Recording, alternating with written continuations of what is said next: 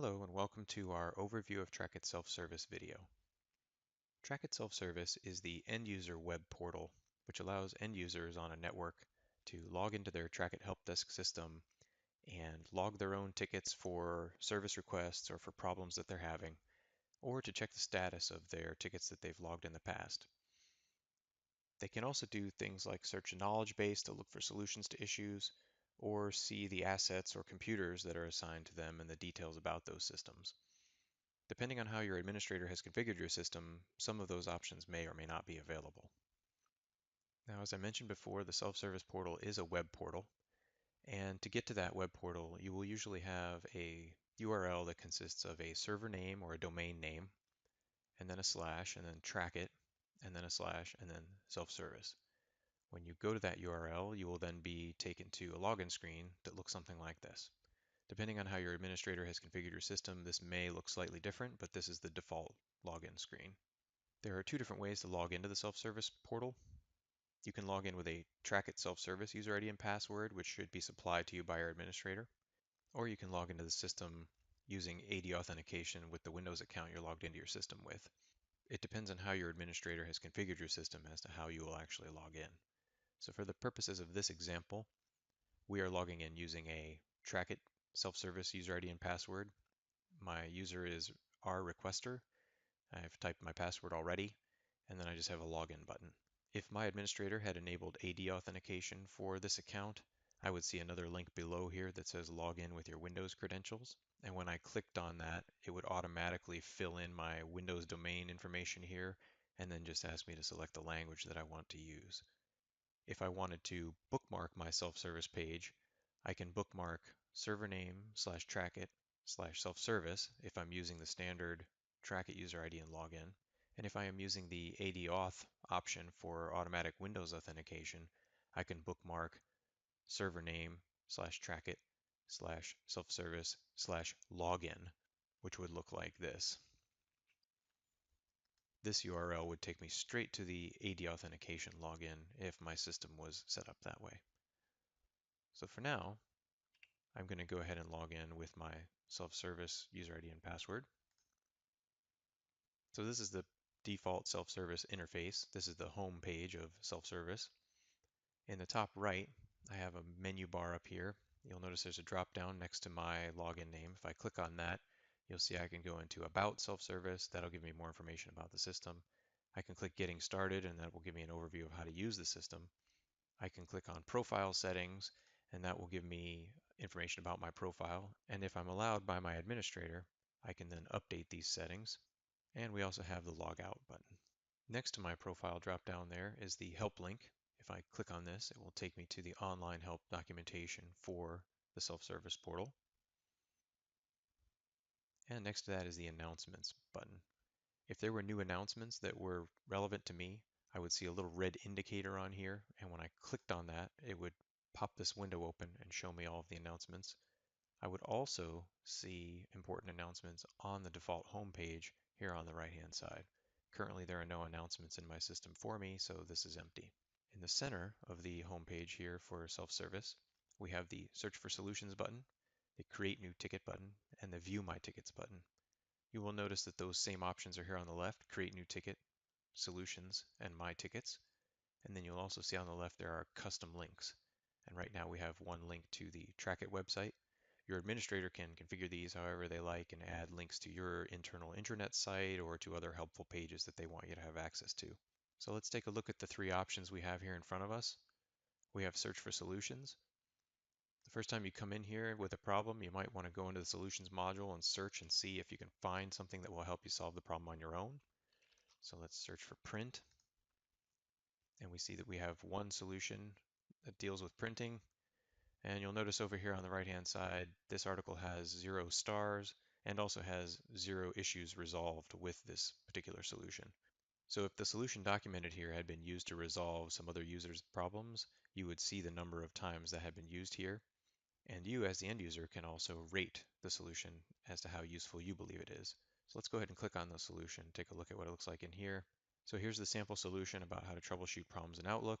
And you'll notice I can rate the solution here on the side. If I was actually having this exact problem and this solution had helped me, I would go ahead and go over here and click 5 stars and say, this is great, and I would click rate. And now my rating of this article will be combined with other users' ratings of this article to show an overall star rating for this article in future searches by other users. So let's go back and take a look at the search again to look at some of the options. You have the options all words and phrases, which acts like an and. So any words or phrases you type in the search box will have to be found in the solution in order to show up in the results. Any of the words and phrases means that any of the words or phrases you type into this box can be found in the article. So that would broaden your search quite a bit. As far as what is a word and what is a phrase, here the word print obviously is just a word, but if I wanted a phrase, I would say Outlook, and I would enclose that with quotes. Now that is a phrase. And then if I put another search term in here like this, password reset, that's another phrase. So now I'm either going to get all these phrases, which means both of these would have to be in the solution in order to show up in the result, or any of the phrases would mean either one of these needs to show up in the result. So if I click search, you'll notice I get password reset, and that's one of my phrases, and I have any of the words or phrases, which is the or, so that's why I get that. If I say all words and phrases and search again, I get nothing because I don't have anything that has the phrase print Outlook and password reset in the same solution. Now I could remove the quotes around this one and let's just say Outlook and say all words and phrases and hit search. Again, I get nothing. If I say any of the words and phrases and hit search, now I get both of the solutions in my sample data here. I get this one because it contains the word Outlook, and I get this one because it contains password reset.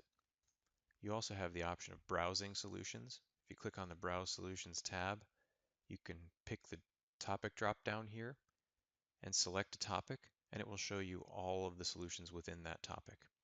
And then you can also sort them by rating or last update or how many issues were resolved with that particular solution. Now I'm going to go back to the home screen and I'm going to click View My Tickets. This is a list of all the tickets that this user has submitted previously, and right now it's filtered on open tickets. I can click this little filter and say all, or I can click it again and say closed, and you'll notice status closed is here on the left. If I hit open, you'll notice I see open. You'll note if I say all, I'll see open and closed ones in my list. To open one of these, I just click on it. I have the option of canceling it if I would like to, if I no longer need the help. If I click more details, it'll expand and show me more details down here at the bottom. Let me expand this window so we can see the whole thing. I can add additional notes here. And when a technician or a system note gets entered, that will show up in this conversation view here as well. And I'll see those notes from the help desk technician who's trying to help me, or from the system notes when things happen to the ticket, like the status being changed or something being assigned. I also have a filter here so I can filter on requester, technician, and system notes.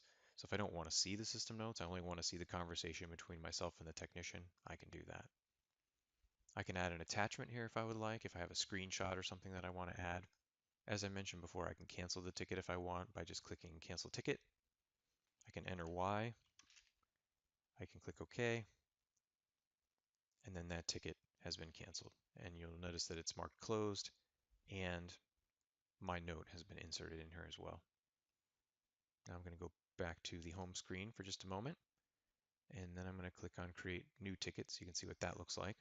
Here I have the option of selecting from common requests configured by my administrator. So I click on this, I would get a list of common requests that would be in my system. Things like that would be like password resets or requests for a new cell phone if I lost mine, things like that. Your administrator will configure this based on your particular installation. If I have an issue that's not a common request, I can just say printer is not working. I have my callback number in here. I can say that my priority is medium because it's impacting me, but it's not horrible. I can come in here and say that I am having a hardware issue. So I'm going to hit submit ticket. And now this ticket shows up in my list. And that has been a brief overview of the Trackit self-service portal. For more videos in this training series, you can visit our documentation site at docs.bmc.com. If you forget where the documentation is, you can always click the Help link in the upper right-hand corner inside Trackit. Some other useful resources are the Trackit Community, where you can talk with other Trackit users and support representatives about how to get the most out of your product. You can reach that site at community.trackit.com. You can also reach our technical support directly by visiting support.trackit.com. And for general product information, you can always visit trackit.com. Thank you for watching, and I hope this video has been helpful to you.